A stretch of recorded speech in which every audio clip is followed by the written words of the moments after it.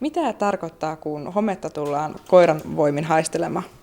Joo, eli minulla on koulutetut homekoirat, eli jos epäillään, että on joku homevaurio, kosteusvaurio talossa, niin voidaan kutsua homekoirat tutkimaan.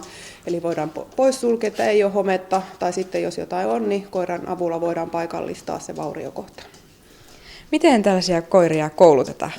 Joo, ihan koulutetaan eri homeille. Näille minun koirilleni on koulutettu semmoinen vajaa 20 homelajia, eli mä oon ihan hankkinut näitä kosteusvauriohomeita, niin sanottuja indikaattorilajeja, eli näitä yleisimpiä homelajeja, just näitä terveydelle vaarallisia, joita sitten useimmiten esiintyy, jos on kosteusvaurio ja homevaurio talossa, niin nämä on koulutettu koirille. Kuinka pitkä se koulutusjakso on sitten, että koira oppii varmasti haistamaan homea?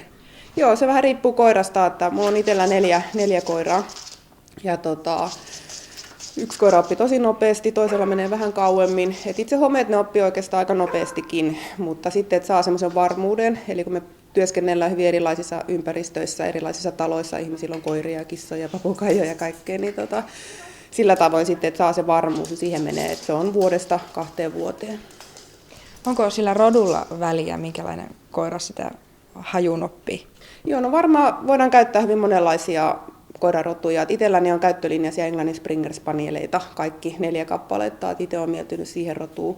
Ne on erittäin vietikkäitä, energisiä, koska suosittelen pelkäksi seurakoiraksi, niin mukavia kuin ne onkin, niin ne vaatii toimintaa ja ne on erittäin innokkaita, aktiivisia koiria. Niin silleen koen erittäin hyväksi homekoiraksi ja hyväksi työkoiraksi. Kuinka paljon tämmöisiä homekoiria Suomessa kiertää? No niitä on semmoinen 6–7 taitaa tällä hetkellä noin olla, että mekin kierretään ihan ympäri Suomea, että koko Suomi on meidän toiminta-alueena. Mikä on yleisin koti, mihin koiraa pyydetään hometta haistelemaan? No vaikea sanoa mitä ihan yleisintä, että meillä on hirveän monenlaisia taloja. Me käydään omakotitaloissa, rivitaloissa ja kerrostaloissa ja kouluissa, päiväkodeissa, toimistoissa. Ehkä se 70–80-luvun talo ehkä nousee sieltä vähän useammin esille.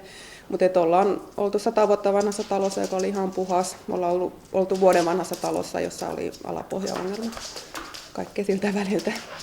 No kun koira tulee kotiin tätä työtään tekemään, niin miten pitäisi sitten itse käyttäytyä, ettei häiritsisi koiraa? Joo, ei siinä mitään se kummempaa asentoa ei tarvitse ottaa. Että sen tilan omistaja tai haltija niin voi olla mukana katsomassa ja se on ihan suotavaakin, että on katsomassa, eli saa olla mukana. Pienet lapset mielellään johonkin muualle ja lemmikkieläimet tietenkin muualle, mutta muuten niin siinä voi olla mukana, että yrittää vaan pysyä poissa tieltä, kun koira menee aika vauhdikkaasti, mutta saa olla mukana katsomassa tilaaja kyllä. Kuinka kauan tämmöinen yksi tarkastus yleensä kestää? No se vähän riippuu asunnosta ja tiloista, että jos on tyhjillään, niin se käy tosi nopeasti, jos on paljon tavaraa ja näin, niin vähän kauemmin, mutta tuommoinen normi omakotitalo, niin 1–1,5–2 tuntia. No mikä sitten on asiakkaiden yleisin kysymys, kun koiran kanssa tullaan? No tietenkin kysytään, että miten luotettavia nämä koirat